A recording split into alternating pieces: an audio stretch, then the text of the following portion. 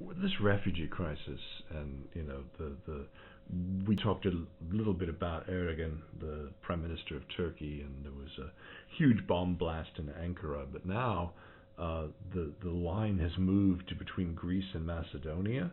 Have you seen some of the scenes coming out of there? There are 2,000 people, and they're having to make, and there's pictures going up on our shoulders as we talk about this, they're making it the most dangerous possible crossing across this river that you can imagine. And this photographer for Al Jazeera did an absolutely astounding job of catching the heartache and the sorrow and the desperation. They're on a rushing river, forming a human chain just to make it across the river. Yeah, and I mean, it's heartbreaking, isn't it? Yeah, it's a humanitarian crisis. Terrible. And we've got this situation where, and we touched on it before with Dario. I think it's worth saying again, where in effect the EU are kowtowing to Turkey, telling them, stop them coming, shut the border, and we'll give you more money. £20 billion.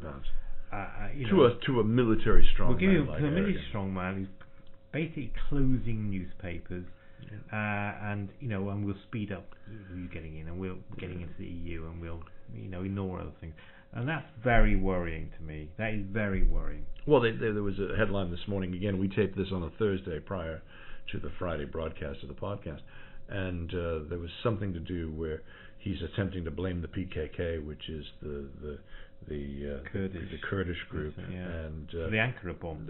For everything. I mean, it's like anytime something goes wrong. I have a friend here in this country who got blamed and got tweeted for the Gezi Park uprising.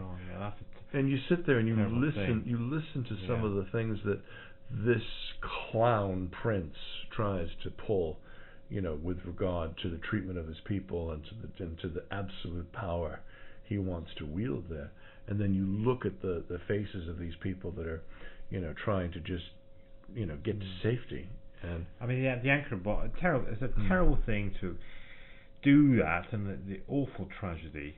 But if it is being used as a cover to, we don't know what the situation is. Maybe PKK militants did that. I don't know. But if it is being used as a cover to attack Kurdish independence, then that's a terrible thing.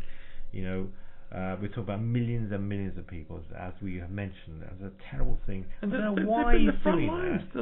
Of the defense with Syria, the Kurds, and all they want is a place to call their own. Yeah. And they're under attack from ISIS. They're under attack from Syria. They're under attack from Turkey. Oh, absolutely! You've nailed it on the head there. All they want is a place of safety for them and their families. I mean, what's anyways.